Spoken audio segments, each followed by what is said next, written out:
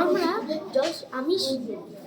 আমি গাছ বাগান আমি গাছ এপি স্কুলের ছাত্র।